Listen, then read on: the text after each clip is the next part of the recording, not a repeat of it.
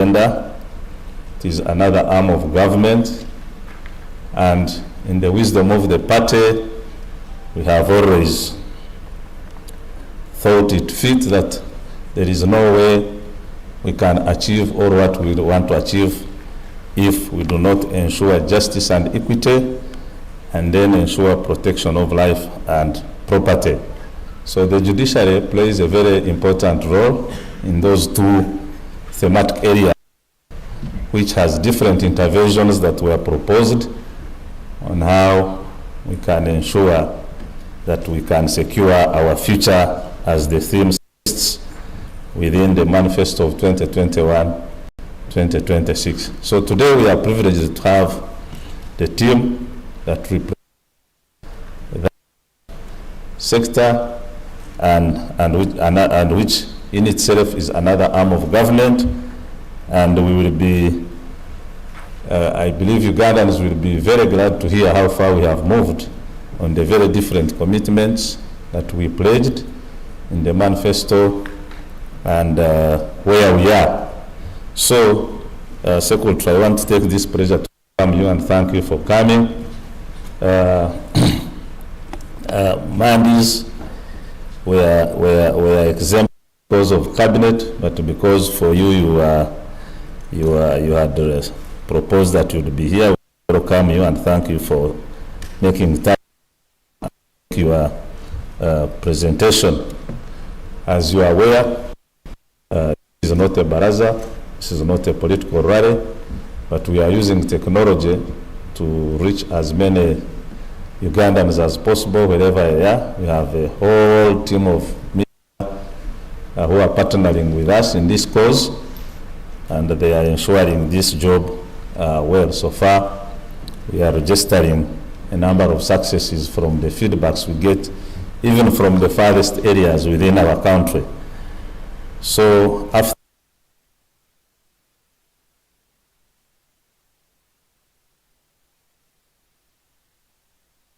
questions from here,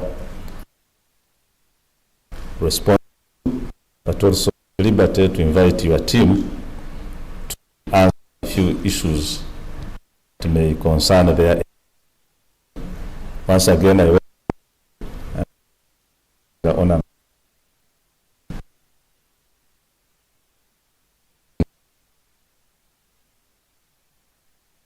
Manifesto.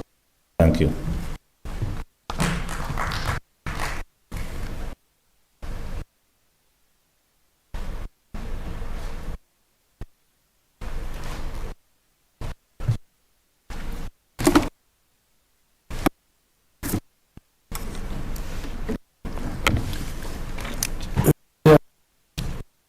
Before I go to the commitments, to introduce the team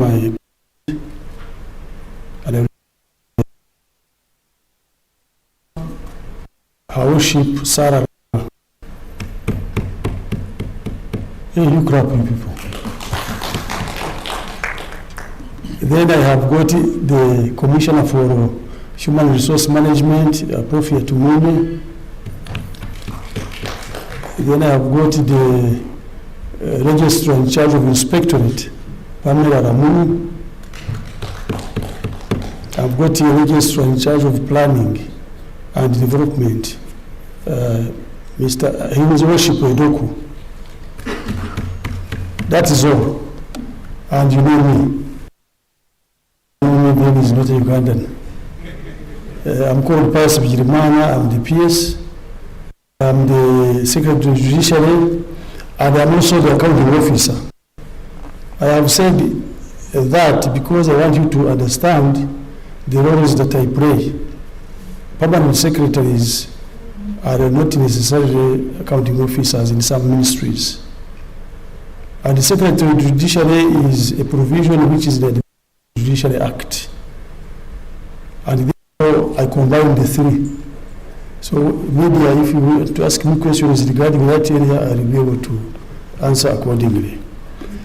Chair, this presentation is not a very long presentation. It's short because there are only 4 thematic areas which judiciary was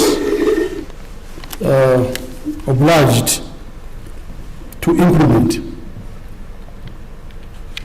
The first one was to expand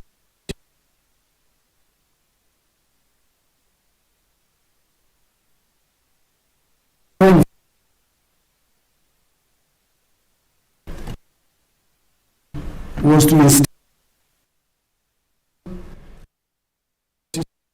introduce and monitoring of judicial officers.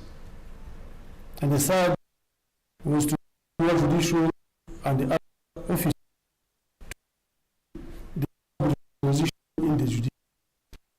And to the Administration of Judiciary Act 2020, which serves to provide for the efficient and effective administration of the judiciary, strengthen the independence of the judiciary, and provide retirement benefits for judicial officers.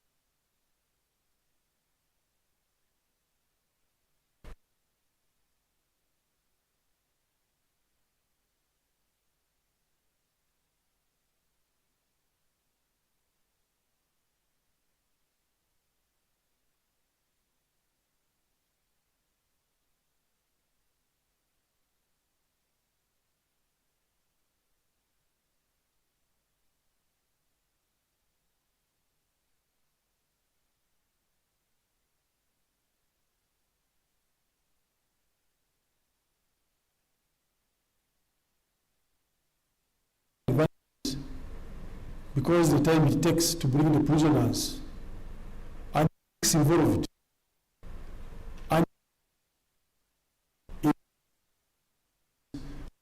facilities in the court.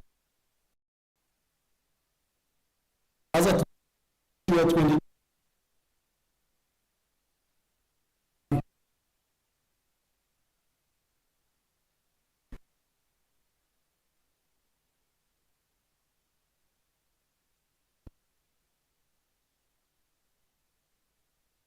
Arua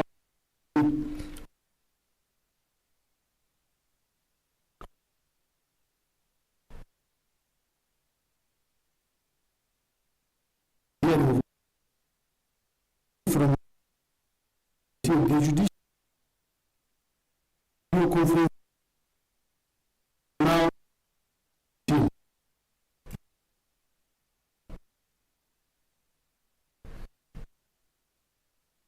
they have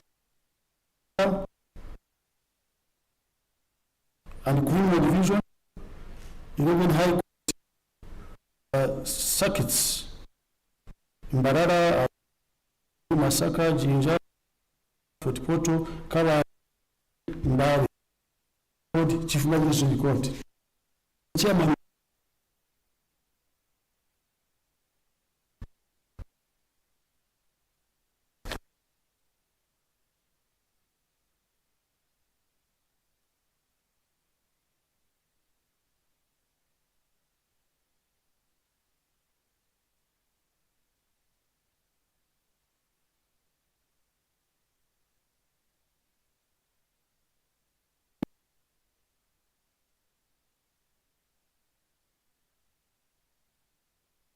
was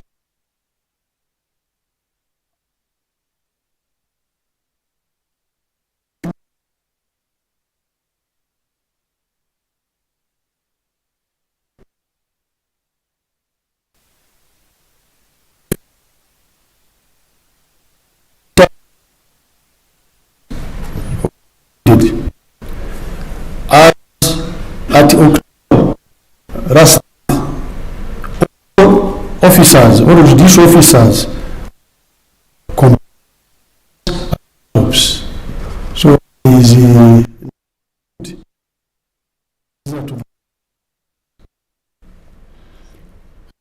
of online legal reference materials in the 20 access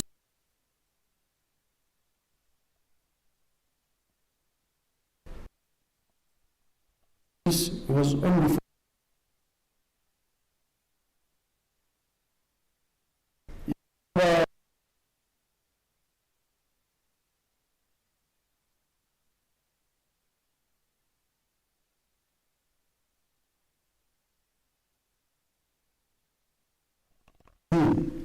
it means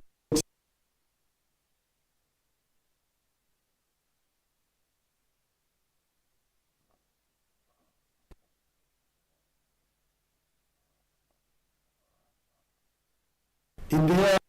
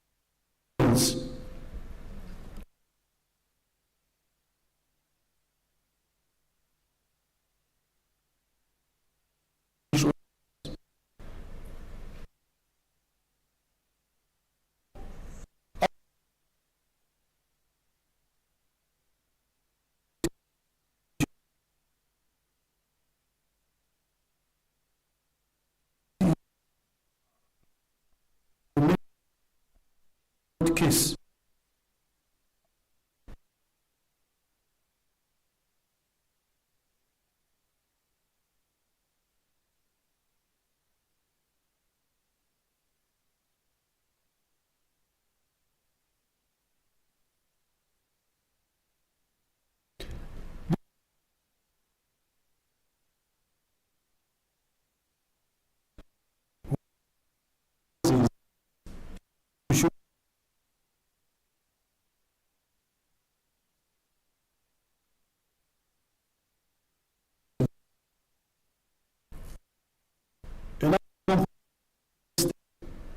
Of people to courts, counties.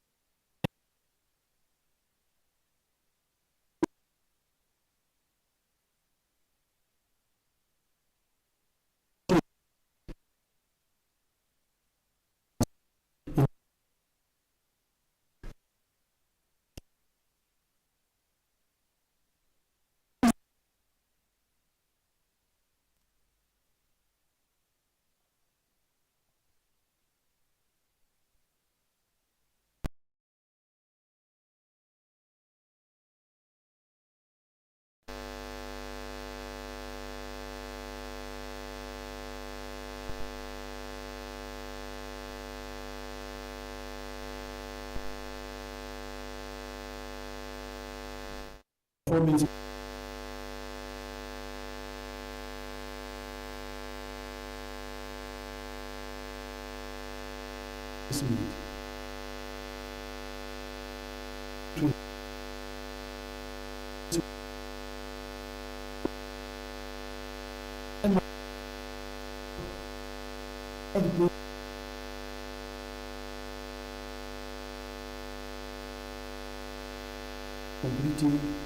Complexity among the different case types, differences in non-case related responsibilities of judge.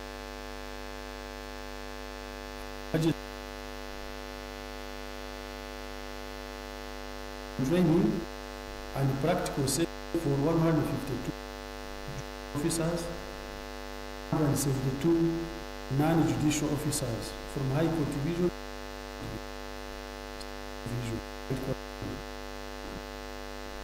Administrative Affairs, Data Management, and for the Court to High Court. Chair, this evaluation will be, when I talk about 360 degrees, I mean that the supervisor supervises you and evaluates you. Your colleagues, peer, evaluate you. Your juniors evaluate you. You, the public, evaluate them. So that court users evaluate them. So that each and every one of us who has got interest in the court can get in the system and make comments. Strengthening the inspectorate of courts is another effort that has been made, and in the financial year 2020-21, the Judiciary had 3 inspectors to carry out inspectorate and investigations of complaints against judicial officers. The few inspectors managed to inspect a total of 105 courts and investigated 436 complaints against judicial officers. Now, as of today, the number of inspectors increased from 3 to 5. However, Premier sitting there is the head of that registry. So there are now 5 inspectors who go around to check on what is happening in the districts. On average, a total of 157 courts are inspected and 563 complaints are investigated. Financial year. From 2024, criminal action has been taken against judicial officers. The administration of the Judiciary respect of the courts regulations 2023 have been developed and gazetted. These regulations have operationalized Part 3 of the Administration of the Judiciary Act 2020 by enhancing the inspectorate function to enforce service delivery standards and judicial crime charter, among other objectives.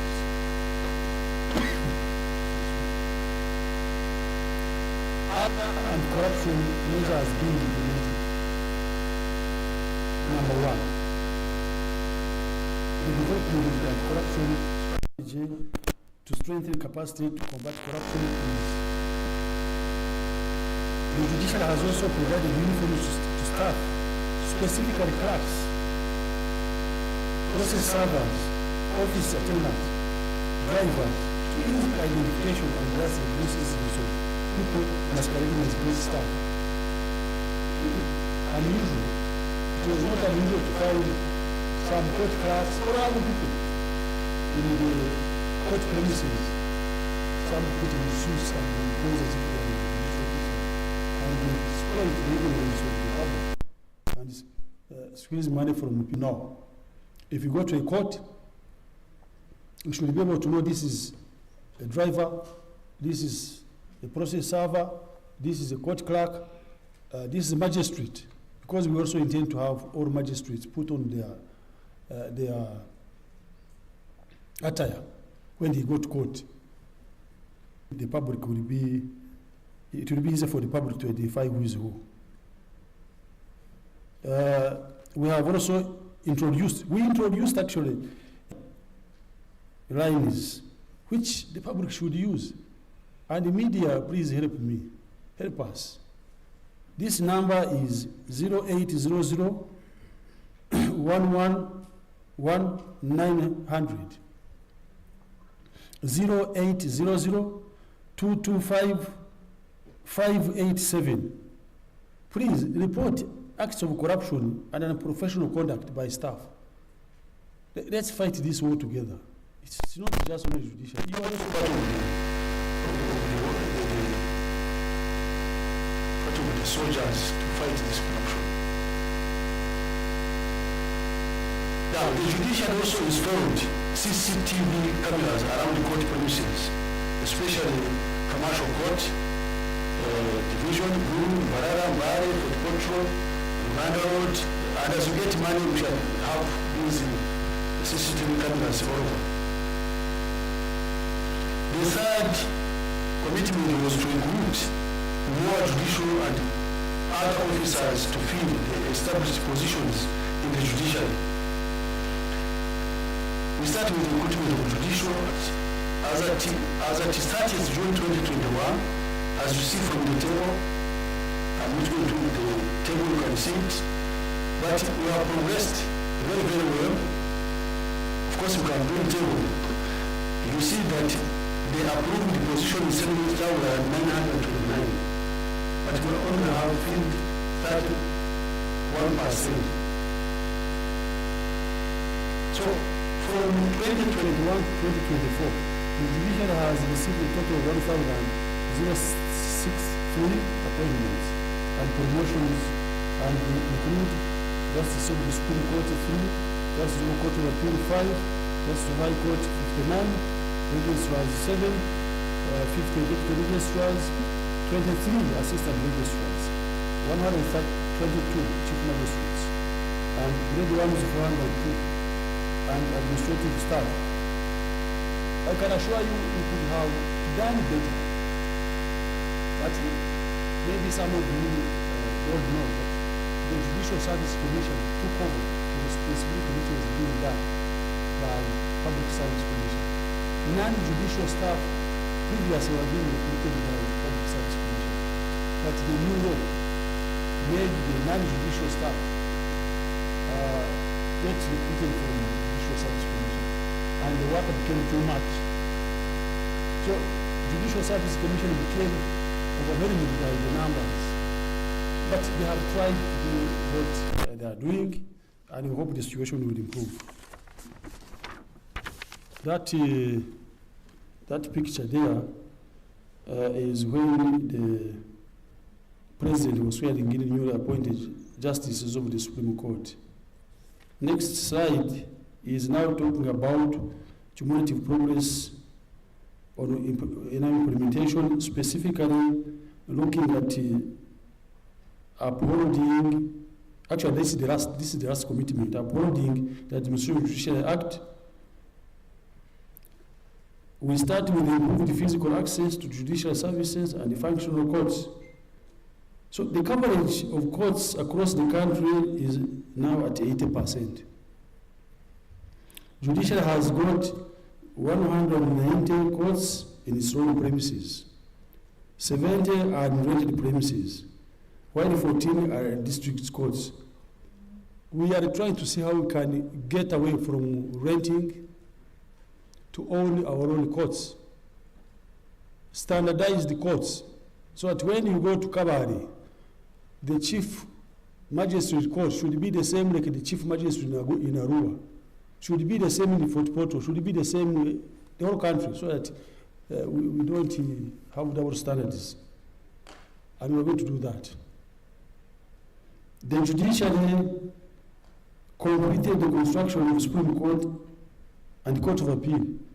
Have you seen those twin towers?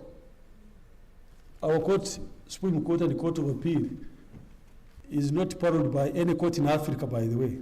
Now, let me tell you, we have the best court in the whole of Africa. I have done some research, and I can tell you with authority, there is no court in Africa that, and because of that, the whole of African chief justices have been here to benchmark, to know what we are doing, so that they can also go back to their countries and implement. So, those of you who have not been there, please come and see. Come and see that court, and then you will tell me when you have seen. You see from outside, but when you go inside, that's when you know what I'm talking about. It's very beautiful. We have also completed the construction High Court for justice centers at Zimbabwe, Buhwenju, Maracha na Mayingo. 3 Chief Magistrate Court at Mayuge, Kamwenge, Butambala. Magistrate Court 1 at Patongo. Ongoing construction include 12 court buildings, 3 justice centers at Shema, Kole and Kibale, 4 high court buildings at Tororo, Lukunjiri, Soroti, Kampala, and 3 chief magistrate court buildings at Batong, Diantonde, and 2 magistrate court 1 building in and Karenga. We have also completed renovation of 17 court buildings, 4 high court buildings in Ilera, Gulu, Masaka, Mbadi High Court, 13 chief magistrate court in Makindi, Hoima, Ruweru, Ntunga, Moki, Soro, Katakwi, and Mbari, and 1 grade 1 magistrate court in Abilatuku. We have also got ongoing renovation of court buildings, chief magistrate court, Magistrate Court 1. Those, the next slide is, you see what I was telling you? These are the 2 buildings, and each has got 10 floors, and each has got a conference hall. Supreme Court has got a conference hall which can seat 500 people. Court of Appeal has got a sitting capacity of about 600. And we did that because we thought it is wise to have conferences, workshops, seminars in-house instead of going to waste money in hotels. And it has got 3 advantages. 1 is convenience, because the judges and the other staff are in the building, so you don't have to move anywhere. And 2, security. And 3, saving government resources by having in-house conference hall. So these 2 buildings have got those facilities. We've got facilities for the gym, the sauna, the steam, the massage. These people do a lot of work, and they need comfort. They are advanced. Many of them are advanced, so they need to do some exercise so that they can keep alive and handle our cases. So these twin towers, both of them have got big conference halls. We used to have presidential petition under 10 in Kororo. Now, if there is any presidential petition, it will be there because we have got enough for lawyers and the public. Those of you who have not been there, I invite you. Commissioning, that photograph there is the president came and commissioned the Twin Towers. And by the way, I should tell you, the public should know, we managed to save. Other constructions, they go back to finance, look for more money. For us, we managed to save 8.5 billion shillings. 8.5. Even the floors that were not in the budget, we managed to have those floors constructed using what they call contingency money. We never asked for any variation in Ministry of Finance, no.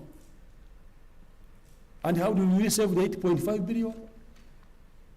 The original forecasted cost per square meter was $1,047 per square meter. But at $1,075 per square meter. So the difference between 1.045 and 750, you multiply by the square meters, which is 31,058. You now come to that 8.5 billion. So if we were not frugal, if we were not supervising, we would have gone to finance and get that 1.045. But we did make sure that we finish on time, strict supervision, and that's how we save the money.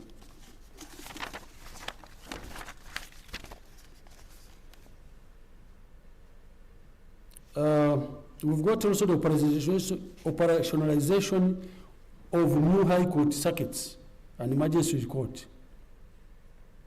At the end of 2021, the judiciary had the following operational courts. There were only 14 High Court circuits, 81 Chief Magistrate Court, and 139 Magistrate Court. But as of today, we have got 24 High Court circuits, as you can see, Mubende, Fort Portal, Jinja, Gurumbari, and so on and so forth, up to Bushenyi. Then we have got 82 Chief Magistrate Court. Then we have got 140 Magistrate Court grade 1 courts. Stations with the heaviest caseload, like the one of Nakawa, like the, yes, Buganda Road, Chief Magistrates. In addition, deployment of magistrates grade 1s at Mukuto and Namurangule sub-county, Niganga district, and Ruvuma Islands. That picture there is the Chief Justice opening the High Court of Uganda at Kitugu. We have got also improved case management at all. At the end of 2021, courts on average completed case faster within 7 months. The backlog of the judiciary stood at 32%, which was 161,054.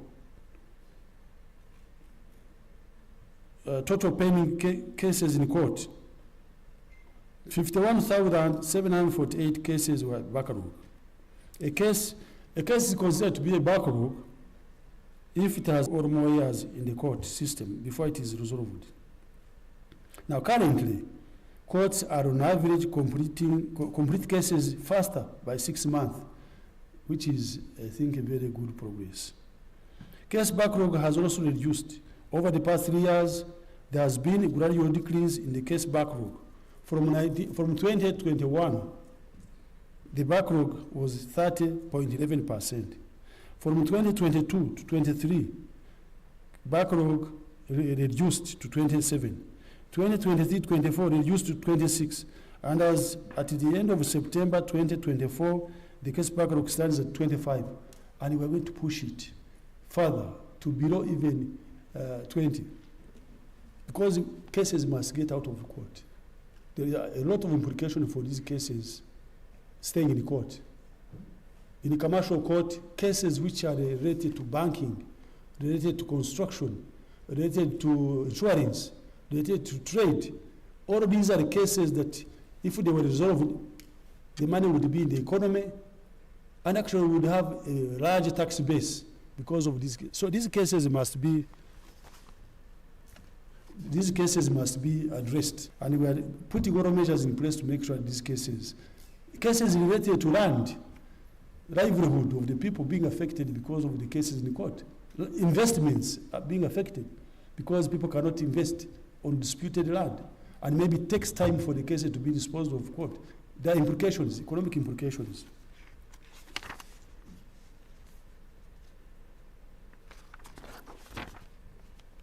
Salary enhancement for judicial officers. The government has since 2015 enhanced pay for judicial officers. As at the end of 2020-2021, the upper bench had attained 100% of the approved pay target, while judicial officers of the lower cadre had attained only 50% of the approved pay target, as demonstrated there. But I'm happy to inform you that as of 2024-2025, the pay structure, judicial officers of the lower bench have also been 100. Now the average is at 84%.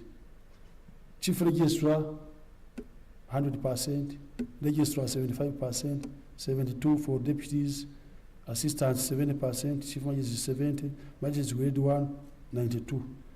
So for the judicial officers, I'm not worried. I'm not worried because they are doing well. And that's why there has been some improved performance, possibly because of the salary which has been put in place. We are only fighting to see how the non-judicial staff who support the judicial officers can also have their pay increased. Enhancement of budgetary provisions. The judiciary approved the budget for 2021, 199 billion. Is that the judiciary budget went up to 442 billion, almost double, 2024-2025, almost double. And there have been an increment in the budget of Uganda shilling 243 since 2021. And this can explain why we have done what we have done. It's not from nowhere. At least government has been very considerate and given us some funds which we have put to good use. Transport, provision of transport equipment for timely adjudication of cases. I'm happy to inform you that as of today, we have got 389 vehicles for justices. Actually, sometimes some judges didn't even have transport. They were using ramshackle vehicles, but as of today, all judges, all of them, right from Supreme Court, Court of Appeal, High Court, all of them have got vehicles. All registrars, these ones you see here, they have got vehicles. Most of the chief magistrates have got vehicles. So we are moving down to make sure that even the grade ones in hard-to-reach areas first can have transport. And also, we managed to buy 223 motorcycles for process servers, because if we don't have them moving, then cases will not be, summons will not be delivered. Provision of retirement benefits for judicial officers. Let me tell you, we are doing very well.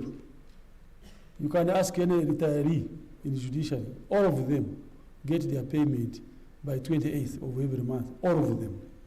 So we don't have any problem. So, Chair, the government has scored very highly on this. If you hear anybody complaining, any judge who retired, if you hear anybody complaining, you say, PSU, you are a big liar. Why did you tell us that? And then you tell me the name of that person. It might be maybe his account has changed. It may be salary, delay, but as of payment, we are doing very well. Now, we have been having also some challenges. But for me, I see challenges as opportunities to think more, to plan better, to think out of the box. The challenge number one is the inadequate manpower. The numbers of judicial officers are still insufficient to match the justice. In addition, the number of administrative staff have not been increased to match the judicial officers, which has negatively affected judicial justice delivery. You can imagine, as I was presenting, 31% of the approved structure is filled. So how about the other 69? And he filled. You find a judge is there, he has no secretary, he has no process server, has no court clerk. So, but we are trying to see how we can mitigate this by expediting the recruitment of these non-judicial staff. While we do appreciate and thank government for providing more than double the provisions in the budget, we still need more. We still need more, and we have convinced the authorities that if we get the judges that we requested for, these cases I was talking about will be channeled out of court, and a larger tax base will be improved.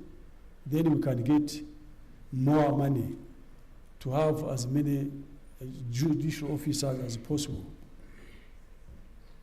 But we thank government for the budgetary provisions that was given to us.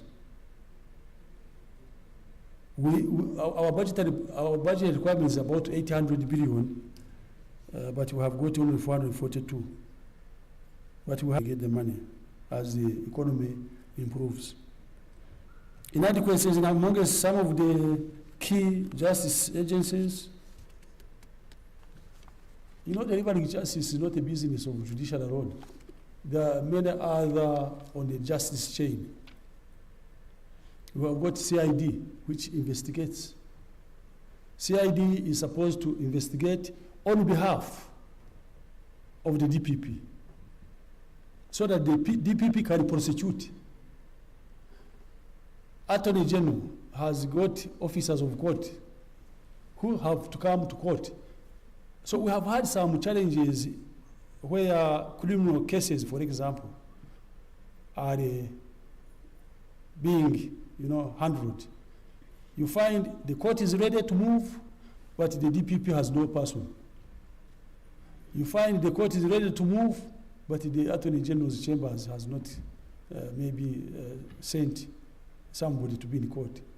So we are trying to see how we can harmonize and have all the actors present and have the cases heard.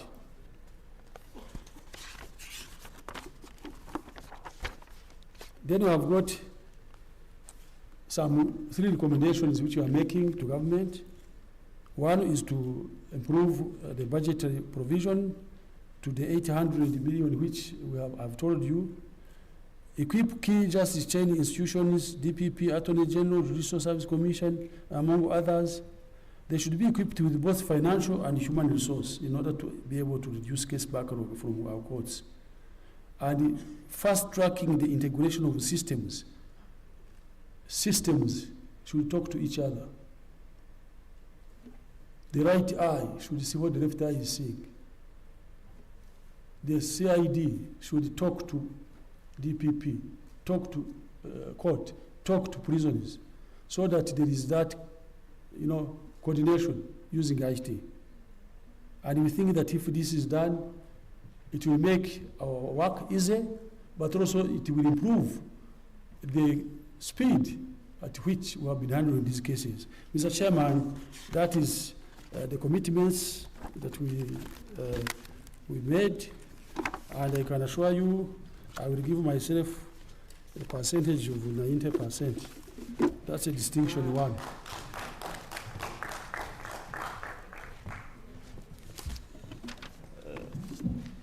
Yes, please join me for a big applause to Secretary of the Treasury and his team for this elaborate presentation.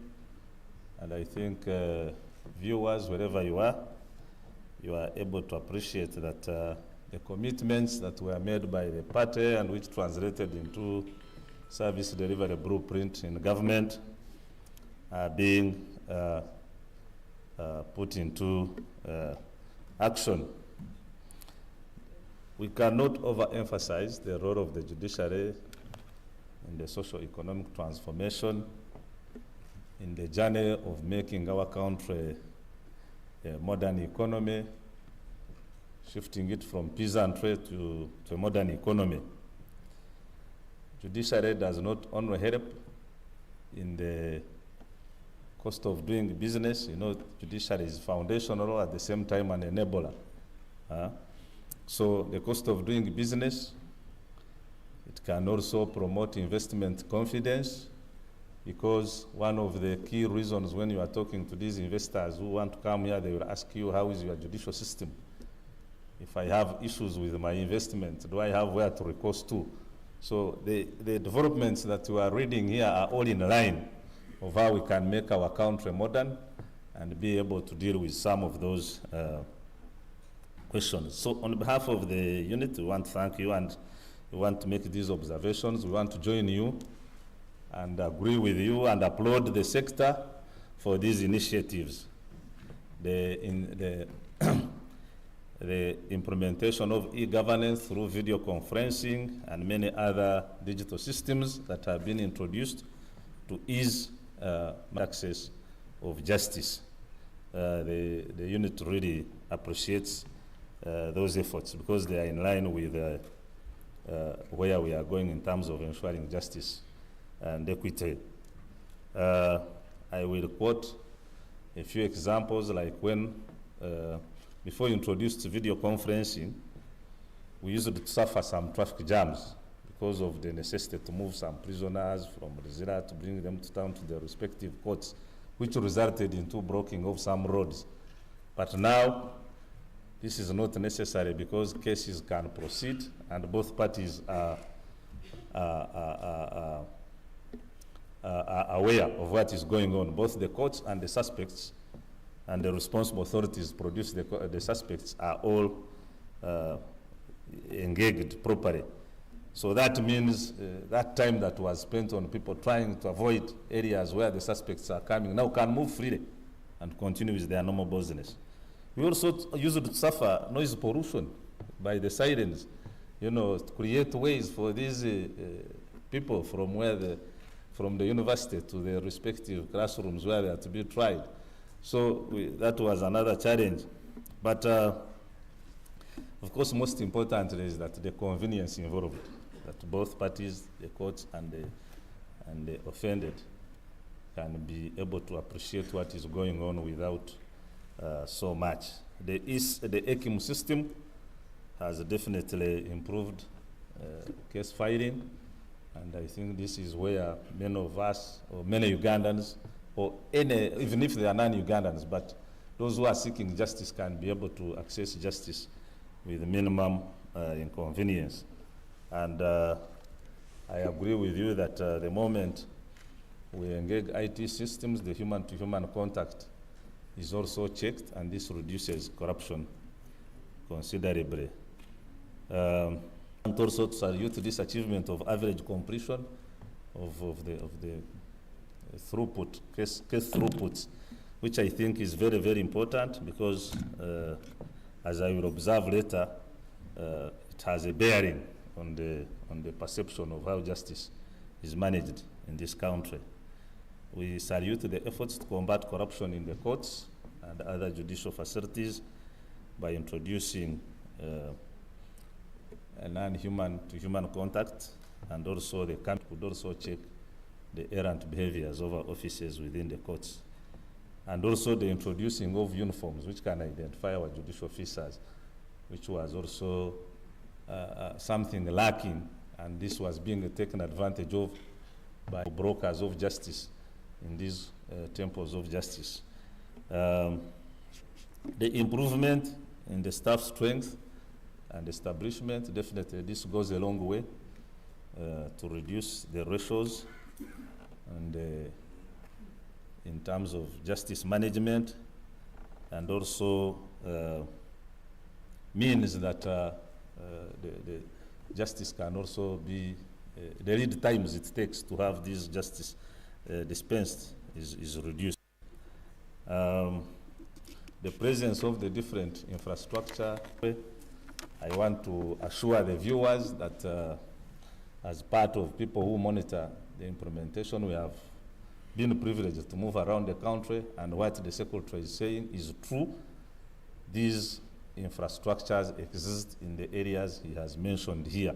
And I believe many of the viewers who are coming from the areas which have been talked about can also bear witness to what is going on here and say, yes, we have a high court circuit here, we have a chief magistrate court here, which has been built, and it is helping us to deliver justice.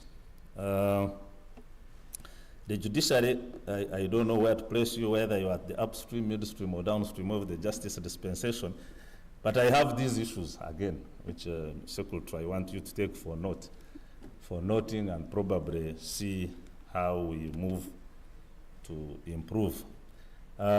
We want to share with you, as people who are monitoring the manifesto, that the challenges you have raised here really need attention because they still cause gaps in the justice delivery. I would also want to share this with you that in this country, justice is still believed to be for the rich. And I think there is a need for us to see how to turn around this mindset within the citizens so that they can see that justice is there for everybody, and we are talking about equity and justice delivery as part of our thematic area. Secondly, you also rightly said, the ratio of judicial officers to the citizens, I think, is still lacking, and you have Ebre said it, 69% is unfulfilled. So we look forward to the responsible government offices that are supposed to support you in this area to move so that we can see improved access to justice, but also the time taken, the lead times taken to deliver justice are reduced considerably. Yeah, the infrastructure that has been made, I think it has improved access, but you will bear with me that we still have a long way to go, and it would be important that certain administrative areas also match the kind of justice facilities that are present. Maybe at each district we could have like a chief magistrate court, which can now reduce the distance of people to seek justice. I will also say that government is still in, citizens would like to see how this sector helps citizen interests, especially in areas of land grabbing. This is an area which is still very hot in this country, and maybe the citizens still believe that the justice system here has not been fair. But I know all this is about the laws and the facts of the cases maybe that are presented before you. But I think you could also work out a mechanism on how citizens are helped to go through this process in a simpler and fast manner. We still experience corruption cases within our society. You know, government has moved to support livelihood programs through PDM, through EMIOGA. We want to see justice being netted out to those who are really abusing these support programs, which are meant to promote wealth and putting money into our households and individual pockets. So we could have, like I said, simpler processes to see how those who are involved in this kind of abuses are taken on and justice is meted out. Case backlogs, yes, there is an improvement, but I would assure you that this is still a challenge, and you have also rightly said that in areas like the commercial court, there is still a lot of money held, which could help, if liberated, in other areas of investment. And like you said, this could also help the economy to grow and expand it, creating employment and tax revenues. So those undecided court cases there could still be holding a lot of monies, which could be used for other purposes. And as you are aware, with the common adage, justice delayed is justice denied. Otherwise, we want to salute all the efforts, and we stand with you in this progress, evidentiary, as been presented here. These are now the observations that have come from the Manifesto Monitoring Unit. Allow me now to invite questions, observations, comments from the media who are partners in this activity. And like I said on the onset, this is a media interactive session, so through them we are able to reach out. But the point has been that please take the facts as they are and make sure they go to the farthest point possible. And for you who run medias that can interpret these into the local languages, please do that so that our citizens can be able to appreciate what is going on in this country. And for those who are in the diaspora, this is where we are as a country. We are moving.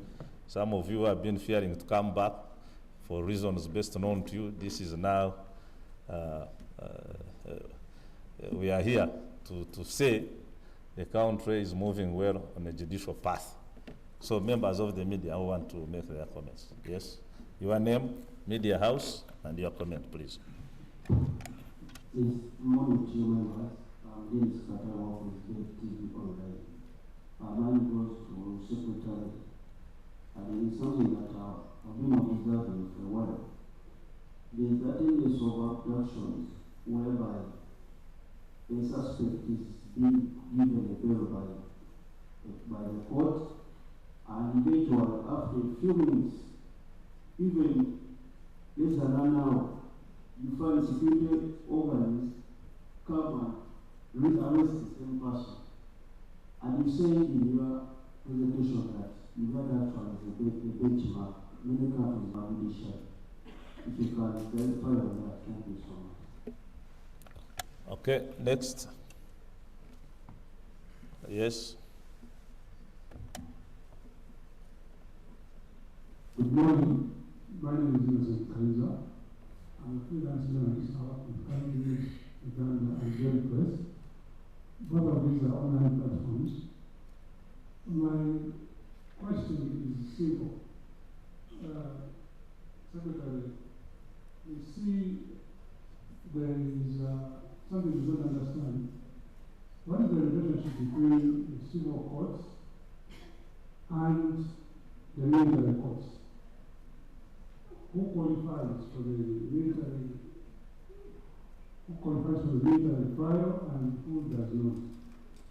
Because there has been a story going on whereby someone was arrested in Kenya for something and then is being tried in military court. We want to know why is that. And then the other question I have within me is does the judiciary, the one we know that is not civil, that is not military, the low budget, does it also cover for the military budget, the military court budget? Those are my questions. Okay, thank you. Go ahead. You have another one there.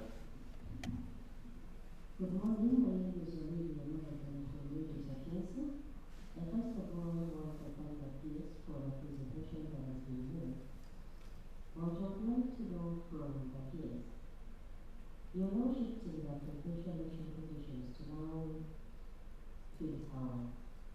Have you been facing some challenges before in High Court as these cases are being handled? And also, in terms of performance, first, you're not shifting presidential election conditions to field towers, the newly constructed building. I'd like to know, have you been facing some challenges before involving the presidential election conditions in High Court? And also, in terms of performance, how do you compare video conferencing system to physical appearance of suspects in court? Thank you. Okay, thank you. Yes. Okay, good afternoon, everyone. I'm Johnson Keeper. I like this invitation. And thank you, PS, for your presentation, which is well articulated and congratulate you for achievements of farming as judiciary. Me, I just want what I want is some deeper explanation and clarities. Yes, for what has been the costing question for this part of you try to clarify that. And in terms of corruption, fighting corruption, how many cases we have registered? Generally, those ones we entered as corruption. And those ones, and what are those cases which have been successfully executed, prosecuted? Then there has been a complaint to do with utilities. We have had all the time the national water ranting about lack of utilities, water, even is threatening for cattle, some of the facilities like Lusira. How are you trying to handle this as judiciary? Thank you very much. Thank you. I think you are okay. I see another one now. Okay, go ahead. Thank you for the opportunity. My name is Linda Chibondo. I work for the SPI, an online news media. Please, thank you so much for the wonderful presentation. But Actually, I have some two questions. As you can remember, in 2021, the Constitutional Court made a ruling about trying civilians in military courts. And as you know, government petitions into the Supreme Court, but even up to now, the Supreme Court has not really made a ruling on that. What is really delaying the matter? That is my first question. My second question is, we've heard through different media platforms that one of the judges of the Supreme Court, the other Justice Chisache, ran to exile for fear of her life. My question is, what circumstances are surrounding her unknown departure? Thank you so much. Thank you, but allow me to say this. It's good to air out your views, but it's also important to know why we are here. We try to be contextual.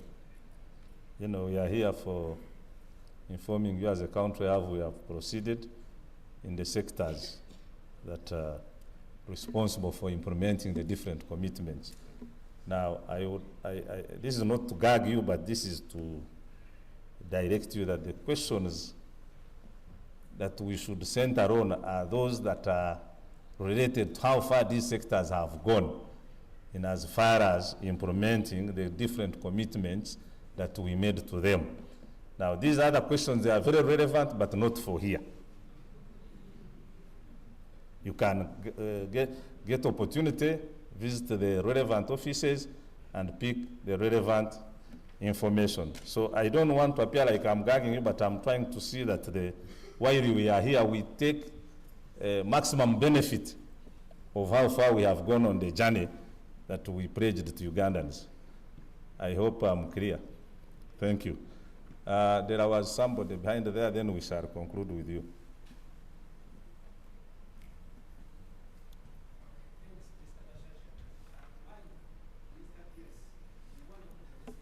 Get a microphone. Use the microphone so that I can hear you. Hello. They are there. So you come here. Don't use mic. Yes, I'm a technician, though a journalist, but I've tried to switch on the film. Well, I'm fighting for Prime Media. My case, it's a quick one. You are not the respected senior citizen in this country. Your ministry has introduced a number of mechanisms to reduce the backlog of the land cases issued. But according to the research, it seems again and again, wrangles and cases of land grabbers and land issues are increasing day by day. What could be the problem and what is the solution over that? Thanks. I think we shall have you as the last one. I also wanted to bring it to your attention that we shall be having the presentation from the Ministry of Justice and Constitutional Affairs in the course of the week. So these questions, these areas tend to relate in terms of delivery of justice. But you'll find that some questions may be applying the other side than here. So I also want to say you still have room to raise some of these issues, especially like of constitutional nature, to the relevant ministry that supervises that arrangement. Yes, please. Thank you, Director. My name is Capson Sausi from the NRM Secretariat. Thank you for the opportunity, and please thank you for this wonderful presentation. I've been to about 2 places where you make presentations, and the story is very good. But from the politics, my question is, how many know this story? Because you're dealing with voters. How do they know you're making these wonderful things in your area?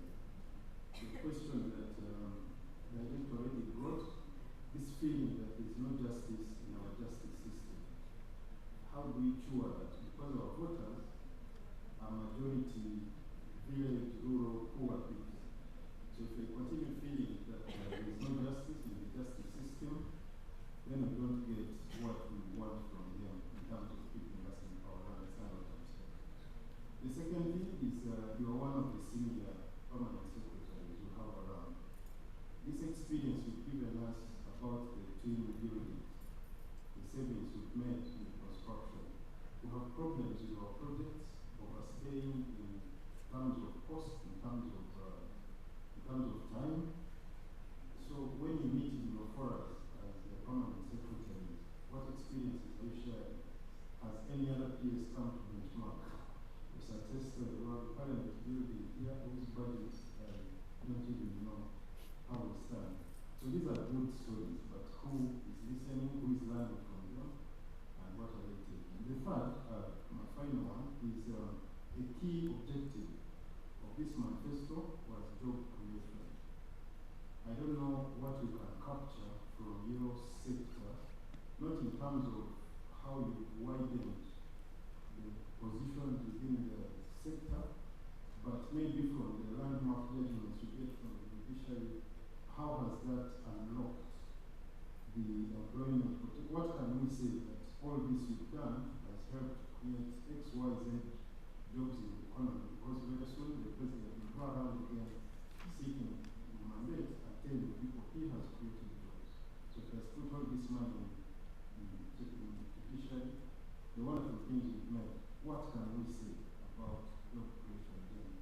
I know the elect already up that some questions are maybe not for you, but we don't interact with you so often, so it's your choice to choose what to answer.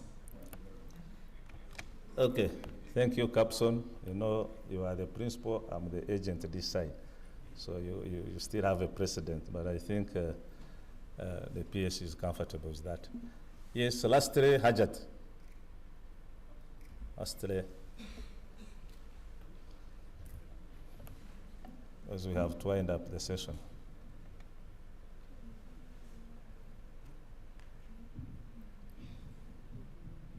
Thank you very much, PS, for the wonderful presentation. I'd like also to thank the team for the great job you are doing from your ministry. And by means of Princess Nas mentioning, I work on this project as a news reporter. As we all know that here in Uganda we still have a problem of corruption. Excuse me, just extend the mic so that it doesn't. Thank you. As we all know that here in Uganda we still have a problem of corruption. So I've been hearing some people saying that getting justice, it's very, very, very hard here in Uganda. So I don't know whether it's true or not. So if it's true, what should be done? At least people to get justice. Thank you very much. I think we can have. Okay, I think that marks. Okay, this is your time, so I don't want to appear like I'm not fair to you. So, are you the last? Okay. Good morning. I am Roy Brege. I report in Country Radio and BTV.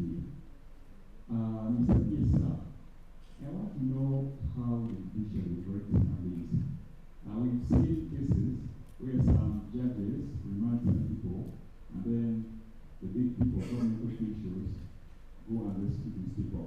There was a case in Masaka where an 87-year-old woman was remanded over the case, a land case, and then the Prime Minister intervened, and she was released the next day. It also happened in Riyadh, Mengo Magistrate Court, where the Prime Minister intervened. Do you think that the standards are incompetent or something is not right? Thank you. That marks the end of our Q&A session, because we need to give time to the Secretary to respond, and then we conclude. Is it very burning? Huh? Okay, that's why we want you here anyway. So that will be the last one. I'm compromised. Thank you so much. I'm called Winnie. I work with BBC TV. Thank you, PS, for the presentation. I just wanted to find out how much does the judiciary contribute to the country's GDP? And I also wanted to find out on the jobs. You said you employ about 31%, and to us, we see that is very low. And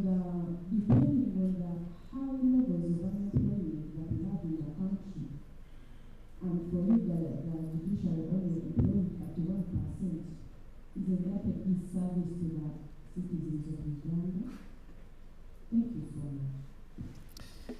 Okay, I can see. If I had not allowed that, it would have been a very, very serious issue to the people who are interested to know. So allow me, Secretary, to invite you again. And I will invite you here again because the people who are streaming live have their mics here. So make your responses, but also invite your any of your colleagues. Yes. You know, the judiciary and me and the chief registrar will do our work in a complementary manner. The right eye sees what the left eye is seeing, and therefore, in the interest of democracy, I respond all the questions which you have asked me.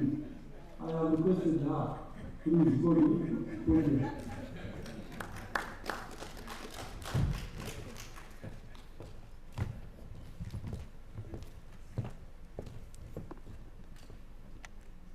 Thank you, Chair and the PS. I'm going to respond to some of the questions. I thank you, Chair, that you exempted us and allowed us to keep within the focus of the meeting. And so I'll be responding to what I believe is relevant to this engagement. Chair, I'll begin with yours. Thank you for the matters that you raised for us to note. These have been noted, and I'll make a comment on 3 of them. One of them regarded your concern about the issue of fairness, especially when we talk about the issue of land grabbing and what is judiciary's strategy to ensure that citizens are helped have these matters resolved faster. And I'll tie that together with somebody who raised the issue on delays and concerns around land justice. Chair, for starters, I would like to say that one of the issues that has been an impediment for us in resolving land matters particularly has been the issue of pecuniary jurisdiction. This is particularly in view of the magistrates' courts, which are spread out across the country but have been having a limited jurisdiction. What do I mean by pecuniary? I mean the value of the subject matter. Chair, a chief magistrate in this country currently tries a land matter which is up to the value of 50 million shillings, and a grade 1 tries matters up to 20 million shillings. So knowing the value of land, if you scan through Kampala or metropolitan Kampala, you're not going to find many cases in this value because land has highly appreciated across this country. But this is something we are working on to ensure that the jurisdiction of the magistrates' court is enhanced, because for now, the highest caseload we have, or even the backlog, is in the High Court, where we have, out of our backlog of about 40,000 cases, about 26,000 is in the High Court. So if we resolve the issue of jurisdiction by way of amendment of the Magistrates Court Act, and if I sample for you just a few of we have 3 scenarios we are looking at. Either you enhance the jurisdiction of a chief magistrate to 200 million, or for a grade 1 to 100 million, or the other way around, you give a chief magistrate 100 million and you push a grade 1 to 50 million. The impact of the first scenario of 200 million would offload the High Court, according to our current statistics, of about 80%. And then if we go with 100 million, which seems to be a popular view among the stakeholders that we have consulted, you would be offloading the High Court of about 60%. Now, if you offloaded the High Court of the land matters, for example, land division now in Kampala has about 10,000 cases. If you offload and spread those cases around the magistrates' courts that are in Kampala, you will be quickening the resolution of land matters. And I wish to inform the country that the process of enhancing this jurisdiction by way of amendment of the Magistrates Court Act is on course. As of today, the Learned Attorney General is consulting the Chief Justice on the proposed amendment bill for the Magistrates Court Act. So when this happens, Chair, we shall be able to resolve the land matters quickly and therefore even these cases of land grabbing will be completed in good time. But as we wait for that, the judiciary is not sitting. We are revamping alternative dispute resolution. Chair, the Honorable Chief Justice has commissioned a new set of court-accredited mediators who constitute, among others, the retired justices and judges and other judicial officers and other senior citizens of this country who are very respectable to handle many of these cases. These have been deployed in, among others, the land division. So once people are receptive to mediation, we will be able to see some of these cases resolved even faster. And mediation is a win-win, whereby this will help us address this perception of justice being only for the rich, because in mediation it's a level ground and even the poor are able to negotiate and come out with something that is agreeable to them. So, Honorable Chair, this is something that is going across the country. We now have just finished a training of new mediators in Arua, in Soroti, in Fort Portal. So this is a journey that is continuing, and this is all intended at ensuring quick resolution of disputes, and land is a top priority on this matter. Chair, you raised an issue about corruption and the frustration of government projects. I wish to say that Judiciary has deliberately ensured that we create as much awareness of our processes and our procedures to the people, to ensure that people are aware and come to the courts to enforce their rights. So we have done so many open days, court open days. We have done it at the regional levels, we've done it at district levels, we have even done a national court open day. All this is intended to create awareness, so that where somebody has a legal challenge, they are able to come for redress. And Chair, in these open days, it's not only the judiciary, all the different justice actors participate. So you find police is there to explain to the public their role. So if somebody was meant to receive PDM funds and they did not receive, they will know that they can file their complaint with the police. The prosecution is there, DPP is there to present and make the public understand. The court is there, the prisons are there, the civil societies, and even the legal aid service providers, they are there. And so we use these days to ensure that we send out as much information to unpack our processes and procedures, and this creates awareness and therefore reduces incidents of corruption. Chair, we do barazas, we have issued press releases explaining and written articles explaining court processes. For example, if somebody now is challenged in the area of bail to recover their money, the process is out there. We have displayed posters in the courts for people to understand the process. We have even simplified the receipt of refunds. For example, you can now receive money back through your mobile money number, which previously was a problem. There was a requirement for a bank account. So all these different areas which are prone to corruption, the judiciary is doing something, and there is some improvement. We are not yet there, and we are not going to say that judiciary is clean. We still have incidents of corruption. We have some of our own officers undergoing trials for corruption-related offenses. Chair, we have officers, both judicial and non-judicial, on interdiction because of corruption-related matters. So a lot of work is still going on here, and that's why we have an improved inspectorate of courts that goes across the country, both on ad hoc and scheduled inspections to ensure that we address corruption at all levels. Lastly, Chair, on this matter, the Anti-Corruption Division of the High Court is still working.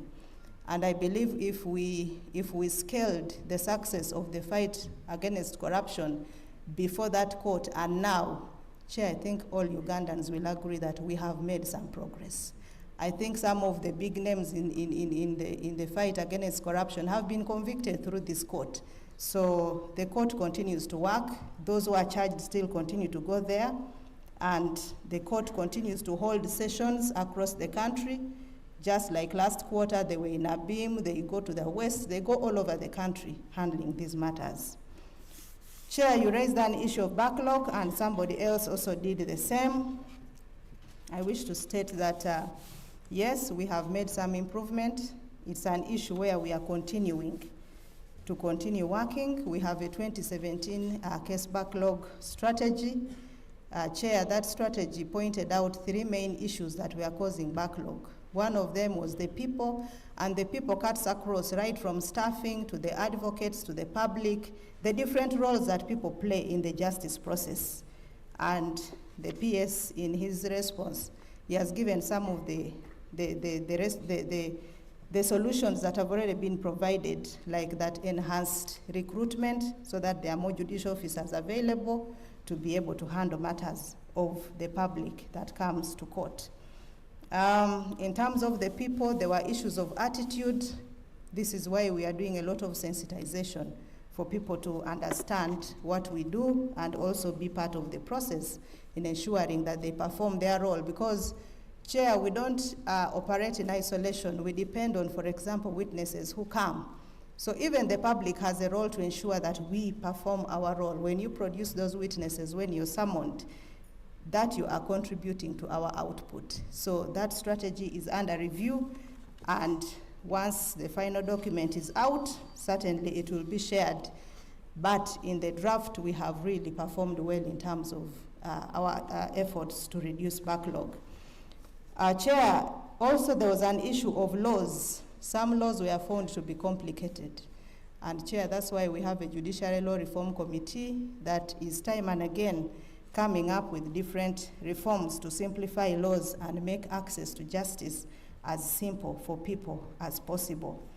The other challenge in that strategy that was identified was infrastructure, and PS has really submitted on this, that we are not there, but we are somewhere in improving infrastructure and sending out our courts as far as we can go, even with a plan to decentralize the Court of Appeal to ensure that even access to justice at that level is improved. Chair, as a comment on military courts, there were 2 concerns, just to say that the sub judice rule does not allow us to discuss matters in court, and so the encouragement is that let us wait for the decision of the Supreme Court. It will certainly come out, and it will guide the nation on this matter. But I cannot fail to comment that everybody knows the Supreme Court has, for a long time, has 2 major challenges. There was an accommodation challenge. We know what happened when the previous premises got burnt. We lost time. And then we also know that, unfortunately, we've lost 2 justices who have passed on. We've also had another one who has retired, yet to be replaced. So there's been quorum challenges where sometimes the Supreme Court has had to battle with reconstituting matters, reconstituting quorums to handle those matters. But the assurance is that, like all cases are determined, even that one will be determined, Chair. I think there was someone who was asking about the issue of curing the perception of how do people get justice. That goes with the response of the increased sensitization, the open days, the barazas, and we are working with all RDCs across the country to give us airtime so that our people, our chief magistrates in the courts, can do as much sensitization as can be done for people to understand our processes.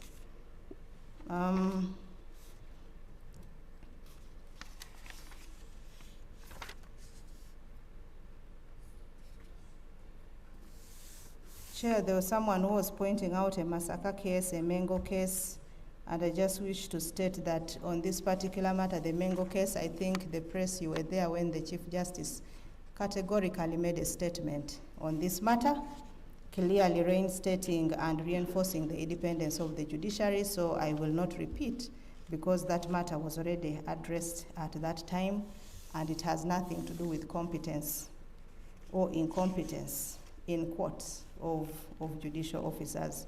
That's a matter that was already addressed. Chair, I believe those are the ones that I had to respond to, and I thank you very much.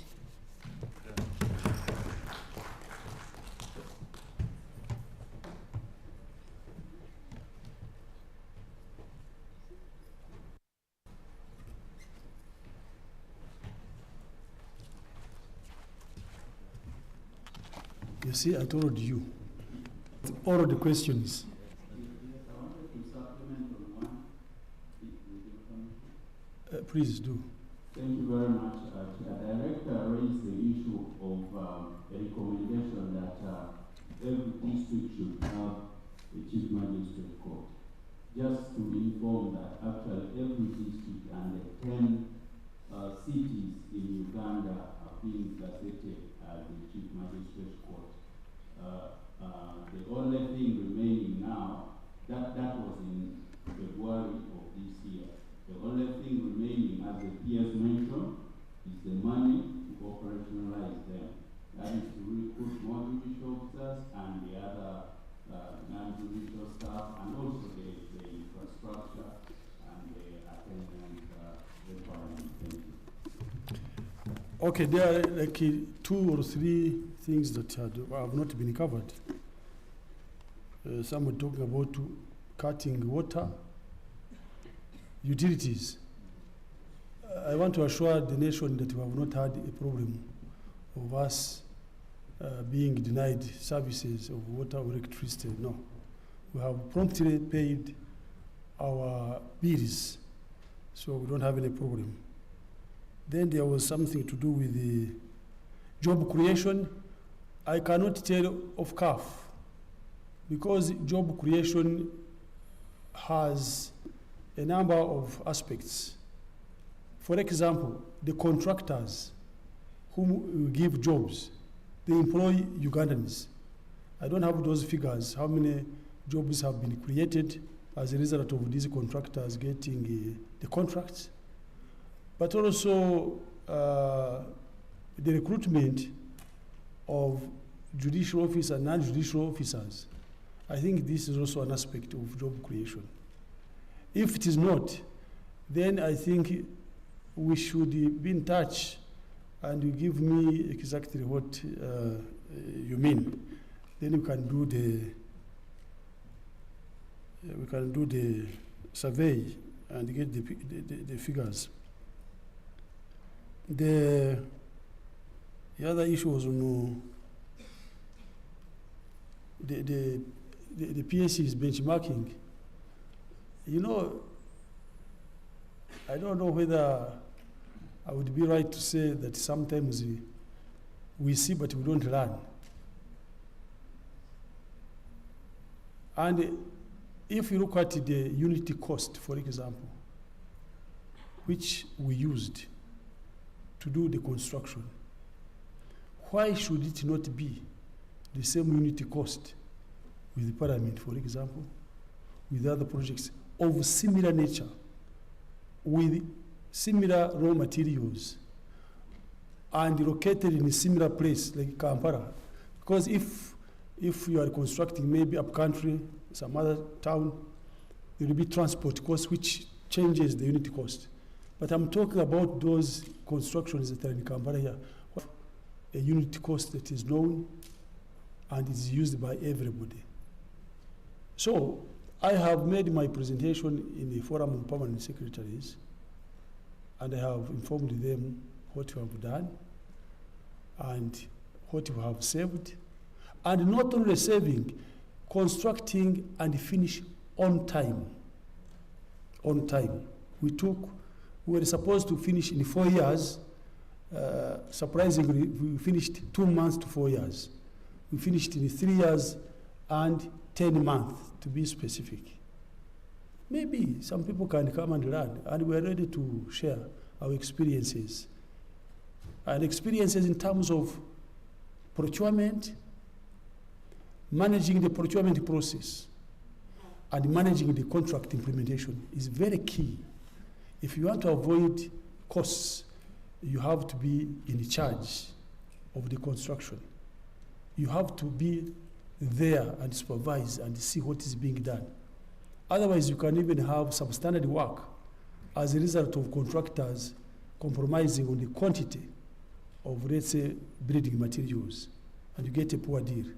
So I welcome whoever wants to get something from us to improve how do we do the business. I think that is all. Somebody who made the research, I don't know whether you use the quantitative or qualitative methods to make the research. Somebody talked about that they have researched. How did you do research? Quantitative, qualitative, or mixed methods? Thank you, Mr. Chairman. I think we have responded to most of the issues. Yes, well, the only question that you didn't answer. Yeah, which one is? The first one. As the judiciary, are you comfortable when court give suspect a bail and eventually is being arrested in the prison? Now, when you are given a bail and you get out and you are arrested, you might be arrested for another charge, not necessarily the one who they have given you bail on. So it can't stop the security agents to arrest you if they feel you have got another case you have to answer. This is true.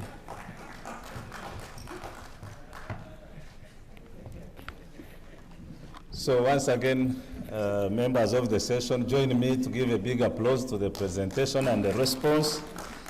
I think it was, I want to thank you once again, Secretary and your team, for the insights that we have shared here.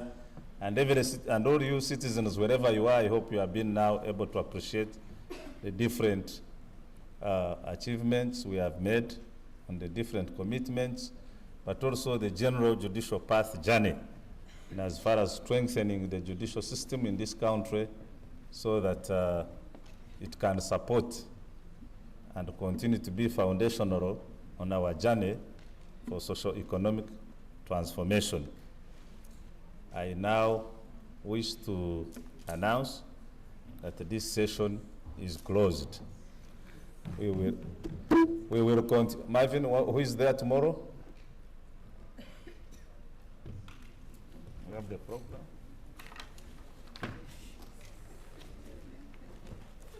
So we invite you tomorrow.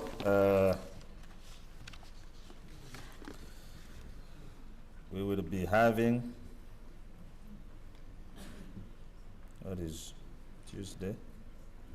We'll have science and technology in the morning, and then in the afternoon we'll be having Minister of Lands, Housing and Urban Development. We will not have any presentation in the afternoon, so you will be left to leave and go and disseminate the information. We'll want to see you here tomorrow again at 9 as usual. We will have Minister of Science and Technology and the Minister of Lands, Housing and Urban Development in the afternoon. Once again, thank you so much for being with us. Secretary, as a tradition, we'll invite you for the photo opportunity here, and then we call it a day. Thank you so much. Can I invite you to raise for the anthems?